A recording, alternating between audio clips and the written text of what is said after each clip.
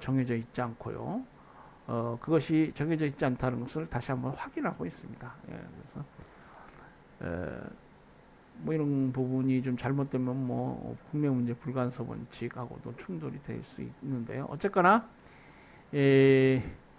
회원국은 이제 이게 국제법과 트리프스 협정 준수를 위해서 필요한 문명국 법제도 필요한 문명국 법제도 갖춰야 됩니다. 자, 민사 및 행정상의 절차와 구제 부분이 있습니다. 그러니까 지적재산권 관련해서 뭐 민사 쟁송이 있다거나 또 여러 가지 행정청과의 어떤 절차, 행정적 결정이 있고 뭐 다툰달지 뭐 이런 문제들이 있습니다. 그래서 이제 민사 및 행정상 절차와 구제, 또 형사상 절차와 구제 뭐 이렇게 나누어서 규정하고 있습니다. 회원국은 지적재산권 행사를 위한 공정하고 공평한 민사상 행정상 절차를 유지해야 한다. 그러니까 민사상 행정상 절차는 공정하고 공평해야 돼요. 그리고 시행 절차는 가능한 한 관련 사안에 대한 증거가 충분히 제공될 수 있도록 해야 한다. 그래서 민사 및 행정 절차, 뭐 사법 절차 또는 뭐 행정 심판 절차 뭐 이런 절차들은 그러니까 법적 절차이기 때문에 증거주의에 따르게 되죠. 증거라는 게 매우 중요합니다. 그리고 당사자는 충분히 다툴 수 있는 기회가 보장돼야 돼요. 그러니까 자신에게 필요한 주장을 하고 증거를 제출할 수 있는 기회가 주어져야 합니다. 그리고 이제 구제 조치에 관한 부분이 있습니다. 사법당국은 수입 상품이 유통되는 것을 금지할 수 있고, 그러니까 지적재산권 침해에 지적재산권을 침해해서 제조된 그런 수입 상품의 유통을 금지할 수 있습니다. 그리고 권리자의 피해를 주지 않는 범위 내에서 압수나 폐기 처분할 수 있다. 그러니까 회원국은 지적재산권 보호를 위해서 이러한 절차를 둘 수가 있습니다. 또한 고의 또는 과실에 의한 지적재산권 침해 행위에 대해서는 적절한 손해배상을 명할 수 있다. 손해배상 조항을 둘 수 있고요. 사법당국은 시행조치를 요청한 당사자가 시행 절차를 남용하여 피고에게 부당한 피해를 준 경우 이에 대한 적절한 피해 보상을 하도록 명할 수 있다.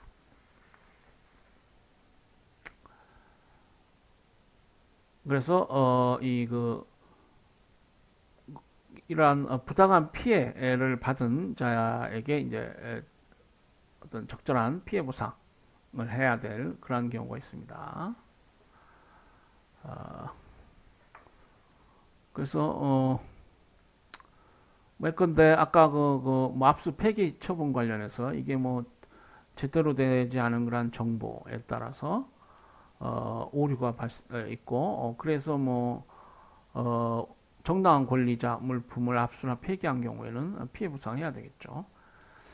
민사구제의 전제로서 행정절차에 민사구제 조치가 명령되는 경우에 이상의 민사절차상 원칙은 행정절차에서도 동일하게 적용된다. 예. 그렇죠. 예. 보통 이제 우리 국가배상법도 그렇지만은 국가를 상대로 해서 어떤 그 처분의 위법 부당함을 다투고요. 그 결과 뭐 어떤 손해배상 소송으로 이렇게 넘어가고 뭐 그렇죠. 그러니까 이게 민사 절차와 행정 절차가 이렇게 연계되는 부분이 있습니다. 뭐 또 민사 절차와 형사 절차도 연계되는 부분이 있죠. 그래서 형사 사건의 뭐 조사 기록이랄지 이런 것들이 뭐 증거로 제출되기도 하고 그러는데요. 그래서 이게 어떤 통일한 기준에 따라서 뭐 적용될 수 있겠습니다. 그리고 잠정 조치에 관한 규정이 있습니다. 회원국은 지적재산권 침해를 방지하기 위하여 신속한 조치를 취할 필요가 있는 경우에는 본안 절차 이전에 잠정적인 조치를 취할 수 있다. 프라비저널 메저, 뭐 가처분이랄지 가압류 이런 것들은 이제 여러 법에서 인정되는 하나의 법적 아이디어죠. 그래서 지적재산권 시행, 그러니까 지적재산권 침해를 방지하고 보호하고 필요한 뭐 절차를 두고 이와 관련해서 잠정 조치를 취할 수 있겠습니다. 사법당국은 침해 물품의 시중 유통 방지 목적이나 침해 혐의에 대한 관련 증거 보존 목적의 경우에 이러한 잠정 조치를 명할 권한을 가진다.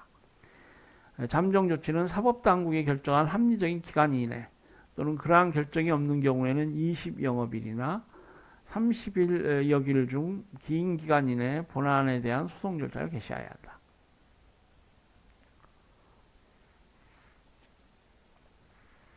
그래서 잠정 조치를 하고 만약 이걸 방치할 수는 없죠. 그러니까 20일 영업일, 30일, 1일 좀 긴 기간 이내에 본안 소송으로 이걸 나아가야 됩니다. 여기 보면은 사법당국이 결정한 합리적인 기간 이내에 이제 소송 절차를 개시해야 되고요. 그러한 결정이 없는 경우에는 20영업일, 30일, 2일 좀 긴 기간 이내에 본안에 대한 소송 절차를 개시합니다.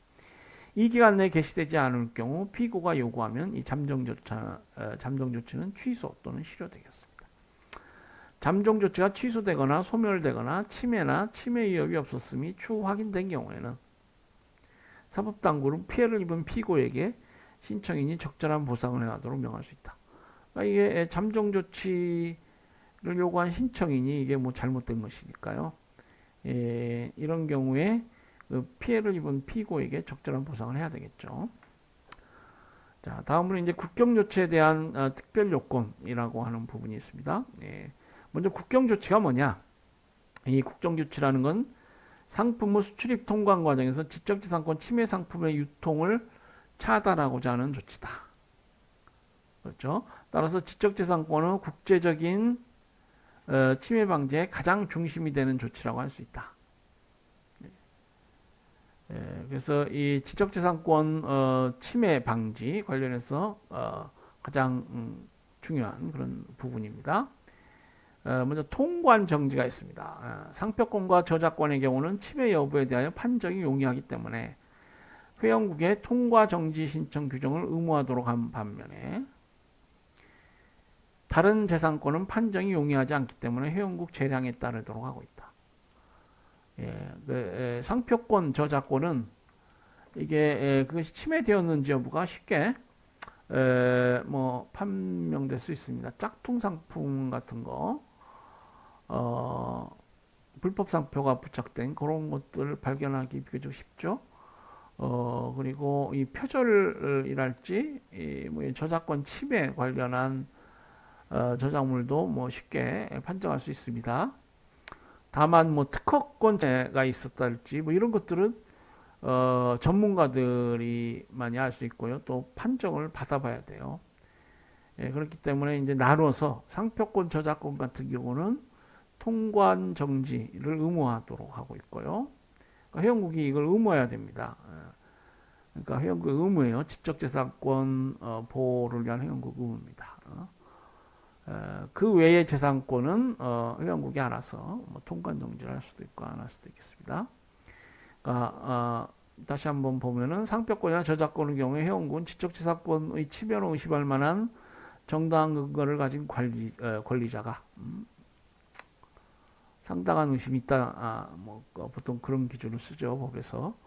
권리자가 수입상표의 유통을 저지하기 위하여 행정당국이나 사법당국의 통관정지를 청구할 수 있는 절차를 마련해야 한다. 또 회원국은 다른 지적재산권에 있어서도 침해 상품에 대하여 이러한 청구가 가능하도록 규정할 수 있다. 이건 뭐 재량입니다. 마련하여야 한다. 이 부분은 이제 의무고요. 상표권, 저작권, 구외재산권은 가능하도록 이렇게 되어 있습니다. 또 관할 당국의 직권에 의해서도 지적재산권 침해 상품에 대하여 통관정지 조치를 취할 수 있다. 그러니까 신청에 의해서 통관정지를 취할 수 있고요. 신청 없이 관할 당국이 직권으로 이게 통관정지를 할 수가 있습니다. 이 통관정지를 하게 되면 이제 그 기간이 얼마가 되느냐? 무역거래, 뭐 상인을 하는 사람들, 뭐 상인들은 이 기간이라는 게 매우 중요하죠. 이 통관정지 기간은 일정 기간에 한정된다. 세관은 소송 절차가 피고 이외의 당사자에 의하여 개시되었음을 통보받거나 관계기간으로부터 통관정지 기간을 연장하는 잠정 조치를 통보받지 않으면 통관정지가 청구인의 통보된 후 10영업일 이내에 해제해야 한다. 이 기간은 필요한 경우 10일간 더 연장될 수 있다. 이렇게 되어 있고요. 구제조치 관련한 부분이 있습니다. 결국 지적재산권 이제 침해가 있다. 그럼 그 침해 상품을 뭐 폐기한달지 처분할 수 있겠습니다. 그 구제조치로 그것이 가능하고요. 또 상표권 침해의 경우 관할당국은 예외적인 상황을 제외하고는 다른 통관 절차에 의하게 하거나 침해 상품 그대로 재수출하는 것을 허용해서는 안 된다. 예, 그렇죠. 이 지적재산권을 침해인데 국제적으로 협조해서 어떤 대응을 해야 됩니다. 침해 상품인데 그대로 이걸 뭐 재수출케 한달지 해서는 안 되겠죠. 관할 당국은 비밀 정보를 침해하지 않는 범위에서 지적 재산의 권리자와 수입자가 동등하게 자신의 주장을 입증하기 위해 세관에 통관 정지 중인 상품을 조사할 수 있는 기회를 부여해야 한다. 세관에 이런 조사 가능하도록 이렇게 해야 됩니다. 권리자와 수입자, 그러니까 지적재산권자, 수입업자, 이거는 이제 이해가 상충되는 자죠. 그러니까 이제 지적재산권이 침해된 상품이다. 권리자는 이렇게 주장하고 수입업자는 그런 주장을 인정하지 않겠죠. 부당한 유치나 통관정지로 인하여 상품의 수입자, 수탁자, 소유자가 피해를 입는 경우 관계당국은 적정한 배상을 하도록 신청인에게 명령할 수 있다. 그러니까 지적재산권 보호를 위한 뭐 여러 조치들을 하도록 하고요. 만약에 그 조치로 인해서 부당한 뭐 유치랄지 뭐 통관정지 이런 경우에는 이제 적절한 배상을 해야 되겠죠. 그리고 지적재산권 침해 방지, 지적재산권 보호를 위해서 이제 형사 절차를 둬야 됩니다. 회원국은 고의적인 상표비 저작권 침해가 영업적인 규모로 행해지는 경우에 적용될 형사 절차와 처벌 규정을 둬야 한다. 이러한 처벌은 침해 행위에 상응하는 처벌이야 하고, 그러니까 형벌에 관해서는 소위 그 비례의 원칙이라는 게 있죠. 비례성의 원칙. 이건 뭐 법의 일반 원칙이라고도 볼 수 있는데요. 뭐 침해된 법익하고 뭐 형사 벌이 형사벌이 어떤 비례에 맞게 상응해야 됩니다. 그러니까 가벼운 죄 때 뭐 너무 과중한 법정형을 규정한다거나 주관죄인데 너무 가볍게 처벌한다거나 뭐 이것은 비례 원칙상 문제가 있는 것이죠. 구금, 벌금, 침해물품이나 이의제조에 사용된 부품 및 장비에 대한 압수, 몰수, 폐기 등을 포함한다. 또 상표권과 저작권 이외의 다른 지적재산권 침해 경우에도 형사 절차 및 처벌 규정을 줄 수 있다. 그래서 물론 그 지적재산권 침해가 꼭 뭐 상표권, 저작권만 있는 건 아니죠. 그 외에 지적재산권 침해 경우에도 형사 절차, 처벌 규정을 줄 수 있습니다. 자, 기타, 그러니까 지적재산권 시행에 관해서 그 밖에 문제되는 것.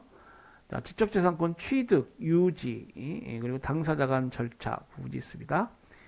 회원국은 지적재산권 취득이나 유지에 있어서 합리적인 절차나 형식 요건을 둘 수 있으며 절차나 형식 요건은 지적재산권 협정의 규정 등과 부합해야 한다.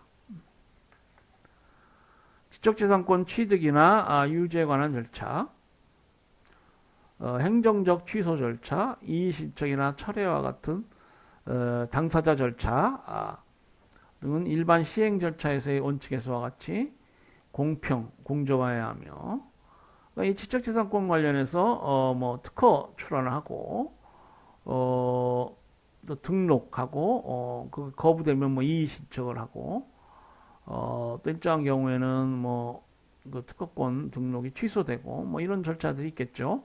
이런 절차들은 공평하고 공정해야 합니다.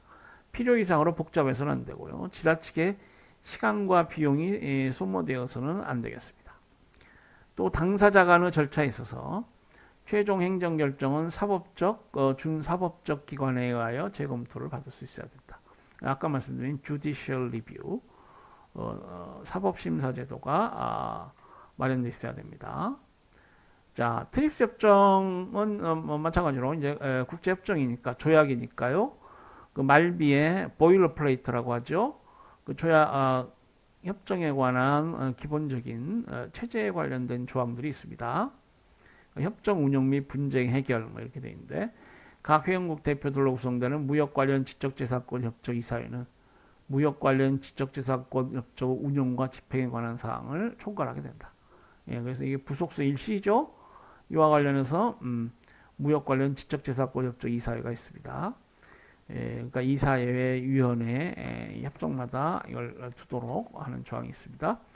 회원국은 무역 관련 지적재산권 제도의 투명한 운영을 위하여 이에 관련된 정보를 구체적인 자료 발간을 통하여 공개하고 다른 회원국이나 무역 관련 지적재산권위원회에서 필요한 정보를 제공하도록 의무하고 있다. 뭐 정보 제공 의무 뭐 이런 조항들이 있고요. 그리고 이제 그 분쟁 해결에 관한 그러니까 분쟁 해결에 관해서는 지금 1994 가트 제22조 23조 그리고 이에 근거해서 만들어진 DSU 분쟁 해결에 관한 양해각서가 있습니다. 이 트립스 협정은 이제 그러한 취지로 그대로 두고 있습니다. 본 협정에 관련된 분쟁은 이 협정에서 특별히 규정한 경우가 아니란 가트 제22조 23조 규정 그리고 분쟁 해결 규칙과 절차에 관한 양해각서 DSU죠. 이거야 처리된다. 자, 트립스 협정은 이제 경과 조치 부분이 있습니다. 말씀드린 대로 이 개발도상국 그룹들은 이 협상 당시서부터 이 선진국에 비해서 이제 상당히 소극적이었고요. 협정 체계를 뭐 어떤 경우는 반대하기도 하고 뭐 그랬는데요. 그렇기 때문에 이 개발도상국과의 어떤 권익을 균형을 이루게 해야 되는데요. 경과 조치를 보면 좀 그런 내용들이 있습니다. 본 협정은 바로 시행되지 아니하고 회원국으로 하여금 협정 이행 준비 기간을 부여하기 위해서 유예 기간을 두고 있다. 모든 회원국은 원칙적으로 또 설립협정일 발효일로부터 1년간 시행을 유예할 수 있다. 개발도상국의 경우는 4년간, 극빈개도국의 경우에는 10년간의 유예 기간을 추가로 가질 수 있으나 내국민 대우, 최애국 대우, 보호의 취득 및 유지에 관한 다자간 협정 규정은 추가 유예에서 제외됐다. 네, 이런 조항들은 이제 이 핵심적인 그런 조항이기 때문에 추가 유예를 할 수가 없겠습니다. 또 중앙계획 경제에서 자유시장 경제로 체제 변환 중이거나 주로 동구 유럽 국가들이 많이 그러죠. 지적재산권 제도의 구조적 개혁을 수용하고 있거나 지적재산권법 규정과 시행에 특별한 문제에 직면한 회원국은 개발도상국까지 4년간의 추가 유예 기간을 가질 수 있다. 그래서 이런 나라들은 이제 개발도상국과 뭐 동일한 취급을 받고 있습니다. 자, 트립스 협정에도 이제 안보상 예외가 인정이 되고 있어요. 본 협정 내용에도 불구하고 안보상의 목적으로 필요한 조치는 예외적으로 인정된다. 여기에 해당하는 것은 가트에서 본 바 있는데요. 보면은 회원국은 정보의 공개가 국가안보상 이익에 반하는 경우의 공개 거부, 핵분열 관련 물질, 무기, 탄약, 군사시설 목적의 물품과 거래, 전시나 국가 간 비상사태 등과 관련하여 회원국의 국가안보 이익을 위하여 필요한 조치, 그리고 국제평화와 안보 유지를 위한 국제연합 헌장상의 의무 이행을 위한 조치, 이런 것들은 안보상 예외에 해당이 되겠습니다. 그래서 예컨대 유엔 제재를 받고 있는 나라에 대해서 유엔 목적에 부응하기 위해서 그 제재에 동참하고 뭐 그러면서 그 나라의 지적재산권에 대해서 내국민대의 원칙 필요한 경우에 내국민대의 원칙을 부여하지 않을 수도 있고 뭐 그러겠죠. 예외 조항이 있습니다. 네. 그 마지막으로 사례 부분 한번 볼까요? 일본의 반도체 수출 규제인데요. 뭐 트립스 협정하고 뭐 어떻게 관련이 되나요? 그 반도체라는 게 이제 그 아까 그 뭐 직접 회로 배치 설계 얘기도 나왔지만은 뭐 지적재산권으로 신지적재산권 부분이 될 수 있나요? 뭐 그런 차원에서는 뭐 관련이 있는데요. 이 반도체 수출 규제는 이제 수량 규제, 가트법, 상품무역협상상 뭐 수량 규제 관련한 문제인데 어쨌거나 지금 트립스 협정 그 뒷부분에 이렇게 사례로 나와 있어요. 한번 보겠습니다. 1960년대 들어 일본의 반도체 생산이 미국을 추월하면서 얼마 전에 그 삼성 이건희 회장이 돌아가셨죠. 예, 이 삼성은 쭉 반도체와는 뭐 별 게 없다가요. 80년대인가요? 90년대인가요? 이 반도체를 주력 산업으로 하면서 크게 성장한 그런 회사죠. 일본의 반도체 생산을 뭐 따라잡고요. 뭐 그랬는데 80년대에는 지금 일본의 반도체 산업이 굉장히 그 비약적으로 성장하던 때입니다. 그러니까 미국을 추월하고 미일 간의 치열한 반도체 경쟁이 일어나게 되었다. 미국은 일본 반도체 제품에 대한 반덤핑 및 제301조의 규정에 의한 불공정 무역 규제를 하게 되었고, 우리 덤핑 관련해서 살펴봤죠. 예, 그리고 301조는 이제 슈퍼 301조라고 해서 그 일정한 요건 하에서 미국이 일방적으로 보복 조치를 할 수 있는 그러한 제도입니다. 그리고 그러한 법조항이고요. USTR이라고 하는 미 통상대표부는 이제 미국 대통령의 직속 기관이고요. 미국 대통령에 대해서만 책임을 집니다. 뭐 물론 이제 그 헌법국가 원리에 따라서 헌법과 의회에 또 책임을 지죠.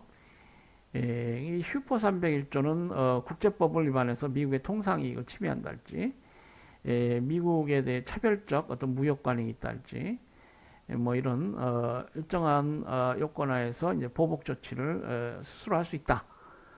그러니까 다자주의에 반하지 않느냐, 국제사회에서 많은 비판을 받습니다.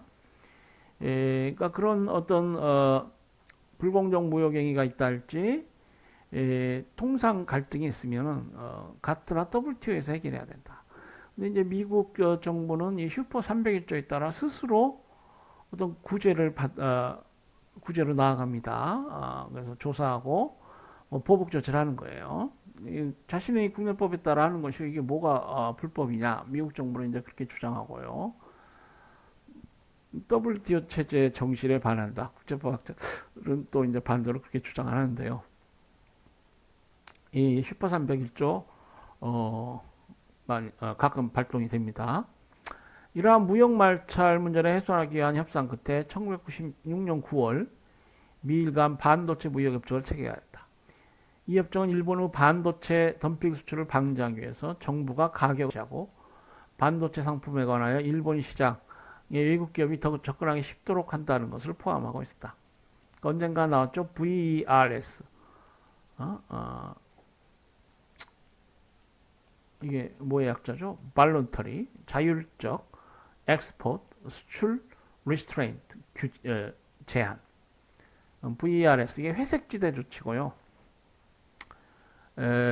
양자 협정이라든지 이런 걸 통해서 이제 미국 같은 선진 대국들이 어떤 보호무역주의적 어떤 정책을 취하는 것이죠.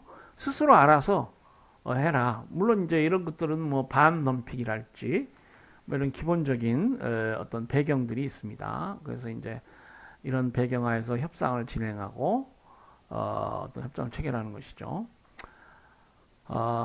지금은 이제 모두 WTO 체제로 이것을 복귀시키도록 이렇게 되어 있습니다. 우리 앞에 살펴봤죠. 이러한 결정에 따라 일본의 반도체 수출 가격 수준은 제한되고 수출허가 발급 조차로 수출이 지체되었다. 1987년 초 국제 반도체 가격이 상승하게 되자 이 씨는 이러한 가격 상승이 일본의 가격 통제에 의한 것임을 주장하고, 지금 일본은 어쩔 수 없이 가격 통제를 하고 있는데요. 그러니까 덤핑 행위가 지금 미 정국에 의해서 지금 문제되고 뭐 이런 수출 자율 규제 협정이 체결되었는데, 그러니까 가격을 낮출 수가 없는 상황이죠. 그런데 이제 이 씨는 그것이 또 문제라는 것입니다. 미 간의 협정에 따른 일본의 조치가 가트 제11조 수량 제한 금지 규정 위반이며 이 협정이 미국을 우대함으로써 가트 제1조의 최애국대 원칙에 위배된다는 것을 들어 가트에 제소했다. 그러니까 가격 통제라는 것은 직접적으로 수량을 제한하는 건 아니지만 그 효과는 경제적 효과는 수출을 제한하는 것. 이 사안에서는 이제 수출을 제한하는 것이죠. 이제 그게 법 해석상 또 문제가 돼요. 이 수량 규제, 가트 11조 수량 규제가 수출 규제도 포함이 되느냐? 지금 판례에 따르면은 포함이 된다 이렇게 보는 것이죠. 가격 통제라면은 이제 수출이 제한받습니다. 그러니까 가트 11조가 문제되고요. 또 지금 미국과 어떤 양자 협정, 수출 자율 규제 협정을 맺어서 이렇게 되었기 때문에 다른 나라에 대해서 이게 피해를 주느냐? 가트 제1조 최애국대 원칙 에도 위반된다. 뭐 이렇게 주장하고 있습니다. 그래서 이 사례는 이제 일본이 통상 정책으로 흔히 사용하고 있는 행정 지도가, 그러니까 이제 미국과 일본 간의 그 덤핑 문제가 있고 뭐 양자 협상이 진행되고 해서 뭐 수출 자율 규제 협정이 체결된다. 그러면 이제 일본 정부는 행정 지도를 통해서 기업들 앞으로 수출 관련해서 이렇게 말을 들어라 지도를 하는 거예요. 여러분 행정법상 행정지도란 개념 공부하시죠? 이건 기본적으로 이제 강제성 있는 어떤 처분은 아닌데요. 지금 이게 어떤 법상 다툴 수 있는 헌법, 그러니까 행정 소송을 통해서 다툴 수 있느냐, 뭐 이런 문제서부터 해가지고 처분적 성격이 있는 그런 행정행위냐. 자, 11조 수량 규제 조치 관련해서 이 행정 지도가 문제될 수 있느냐. 국내 행정법상으로도 아마 지금 이 행정 지도를 대상으로 해서 행정소송을 제기할 수 있을 것입니다.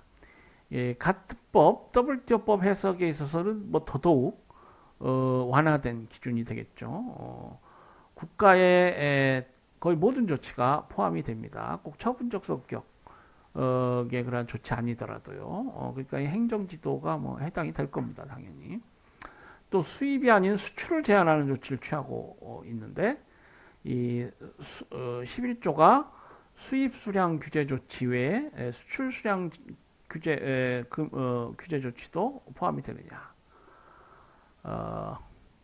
또 덤핑 수출을 막기 위해서 수출국에서 규제할 수 있느냐. 보통 뭐 수입국에서 뭐 반덤핑 관세를 부과할지 그러죠. 근데 이제 그러지 않고 이렇게 자율 규제 협정을 체결해서 이렇게 하는 게 법상 가능하냐? 이게 이제 다투지게 된대요. 그러니까 EU와 일본 간의 분쟁입니다. 1988년 5월 가트 이사는 이 사안에 대한 패널 보고서를 채택하였다. 결국 그 통상 문제화하고 패널 절차를 밟은 것 같습니다. 앞으로 문제들에 대해서 패널은 첫째, 행정지도에 대해서는 정부의 조치나 개입에 의한 유인이나 억제가 해당 조치가 효력을 발휘할 만큼 충분할 때는 법적 구속력이 없거나 강제적인 조치라 하더라도 11조 조치에 해당된다고 봤고요. 둘째, 특정 가격 이하의 수입 제한이 수량 제한에 해당하는 것과 동일하게 수출 제한에도 해당이 된다. 이렇게 봤고, 셋째, 덤핑 수출을 방지하기 위하여 수출국에서 규제할 수 있는가에 대해서는 가트 협정에서는 침묵하고 있고 그것이 결국 가능하다 이렇게 봤어요. 그리고 미일 반도체 협정이 그 내용에서 미국을 우대한 걸 찾기 어렵고 협정 후 일본 후 반도체 수입이 미국보다 다른 외국으로부터 더 많이 증가하고 있기 때문에 최애국 대우를 위반하여 미국을 우대하고 있다고 보기는 어렵다고 판단했다. 최애국 대우는 이게 좀 잘못 주장한 그러니까 청구 권한으로서 그러니까 청구 이유라고 우리 국내에서는 그러죠. 그 청구 이유로서 이 최애국대 원칙을 든 것은 좀 이해하기 어렵네요. 이거 뭐 일본이 미국을 특별히 우대한 것도 아니고요. 실제 결과적으로도 지금 미국 그 반도체가 일본 시장에 많이 수출된 것도 아니에요. 뭐 우대 조치를 했다면 수출이 미국 정으로부터 수출이 많이 됐겠죠. 그래서 이 부분은 그 주장을 받아들이지 않았습니다. 이에 따라 일본은 반도체 수출 가격 통제를 위한 제반 조치들을 해제하였고 일본과 이 시간의 분쟁은 종결되었다. 그래서 이제 아까 그 패소 부분, 그 부분에 관해서 그 행정지도를 철회 해야 되겠습니다. 네. 예.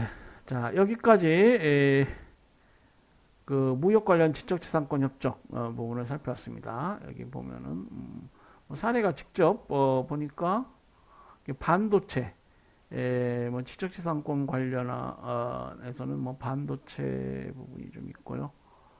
뭐 주로 이제 상품 무역 관련한 문제들이 뭐 사례에 있는 것 같습니다. 한번 또 나중에 생각을 해보시고요. 우리 교재에 보면 뭐 주요 용어 연습 문제가 있습니다. 최종적으로 강의 강의 들으신 후에 최종적으로 이 부분도 한번 검토해 보시기 바랍니다. 네. 자, 여러분 강의 들으시라고 수고하셨습니다. 10주차 후반부 강의를 여기까지 하도록 하겠습니다. 예, 행복한 주말 되세요. 예, 11주차에 또 밝은 모습으로 뵙도록 하겠습니다. 예, 감사합니다. 이만 강의를 줄이겠습니다.